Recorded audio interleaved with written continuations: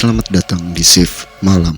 Sempet kosong lama, terus keisi lagi, kosong lagi, keisi lagi, karena emang posisi gue pindah-pindah kan. Rumah gue itu tingkat, di sana tingkat 2. Tapi dari luar itu kelihatannya cuman tinggi aja, tapi kalau misalnya udah masuk dalam ruang tamu itu baru kelihatan ada balkonnya.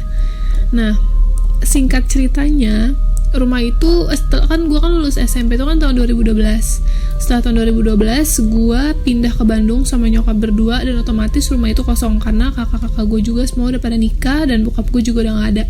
Dan gue balik lagi ke rumah itu di tahun 2015 atau 16an. Pokoknya setelah gue lulus SMP gue balik lagi ke rumah dalam keadaan 3 tahun udah kosong.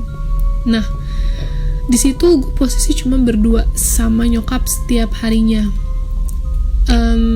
Rumah gue itu lumayan gede sih menurut gue kalau untuk ukuran 2 orang ya. Dia itu, dan lampunya itu menurut gue kurang. Jadi gue udah sering bilang sama nyokap gue kan, "Mah, ini lampunya tolong terangin dong, aku takut." Cuma nyokap gue bilang hematokan ya, you know lah ya, ibu-ibu ya kan.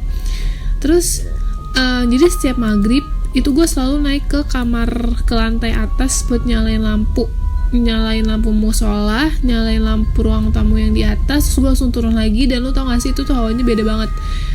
Jadi gue kayak langsung ngebut kan, naik tangga terus langsung turun tangga. Kadang gue minta tolong liatin nyokap gue dari bawah gitu buat liatin gue nyalain lampu. Nah, gue tuh paling takut jujur sama, gue nggak perlu nyebutin nama si setan ya, dia perempuan, depannya Kak, ya lo tau lah ya pasti itu siapa. Nah, jadi tuh gue paling takut sama dia pada saat itu ya kan, karena ada yang bilang katanya setan yang ilmunya paling tinggi yang kayak bisa berubah macem-macem itu dia. Dan gue paling takut, sumpah gue takut banget. Dan oke, di lantai bawah itu ada 2 kamar, tapi gue gak pernah tidur di kamar. Gue selalu tidur di ruang tamu sama nyokap gue. Dan ruang tamu gue itu kan gede banget, dan itu langsung ngadep ke atas, jadi kita tuh bisa ngeliat balkon di atas. Nah, itu gue tidur pakai kasur lipet gitu kan di ruang tamu. Jadi gue kalau tidur sama nyokap itu posisi lampu ruang tamunya itu gelap, dan yang nyala cuma dapur. Lu bisa bayangin kan, kurang cahaya.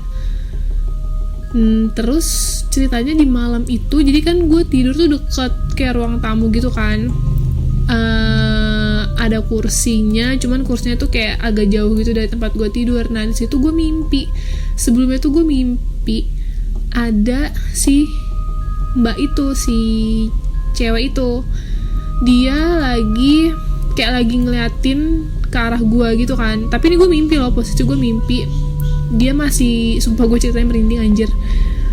Nah, pas gue mimpi itu dia lagi ngeliat posisi ke arah gue, cuman posisinya tuh dia tuh kayak nggak berdiri. Tapi entah dia pendek atau emang dia nggak berdiri, atau entah, gue bingung nih antara si dianya emang pendek atau kakinya, dengkulnya tuh kayak berdiri di ubin gitu loh. Jadi kayak bukan sujud sih, pokoknya dengkulan nempel ke ubin deh gitu. Entah emang dia kayak gitu atau entah dia pendek, gue nggak tahu. Gue langsung bangun, tapi sebelum gue tuh bangun bukan karena itu sebenarnya, cuman kayak ada sapu jatuh. Gue kedengeran suara sapu jatuh, sapu yang model kayu, terus bawahnya tuh kayak dari ituan beras, apa sih namanya, kayak bekas gabah beras. Ada tuh kan kalau kayu sapu-sapu yang di Jawa gitu, dia kan ada tuh yang kayak gabah beras, itu jatuh blek gitu kan. Anjir, gue udah mulai, itu suasana udah mulai gak enak banget. Namanya mungkin karena emang gue parnoan juga, entah gue yang emang dasar anaknya ketakutan atau emang dasar rumah itu emang ngeri. Karena posisi kan ya lu tahu kan udah 3 tahun kosong ya, tadi gue udah ceritain sebelumnya, terus diisi lagi. Dan gue ngeliat tuh nyokap gue diem, nyokap gue tidur, tapi gue nggak tahu dia tidur atau dia pura-pura tidur doang ya kan. Nah, itu gue langsung bangun, gue langsung liat ke arah kursi, dan gue tuh langsung merem. Itu gue ngeliat jam dinding, jadi pas gue melek itu gue bisa ngeliat arah balkon ruangan atas gue. Lu bayangin, gue ngebayangin itu kayak anjir, gue takut ada yang muncul atau ada yang loncat atau kayak ada yang ngeliatin gimana sih. Terus gue ngeliat jam, itu jam 2 atau jam setengah 3 gitu kan, gue lupa. Nah, terus pas gue mau tidur itu, lo tau gak sih, jadi kayak ada yang kayak gitu, kayak ada orang yang kayak inin hidungnya gitu, dan itu tuh dekat banget sama kepala gue. Dan gue anjir, gue di situ merinding banget. Maksudnya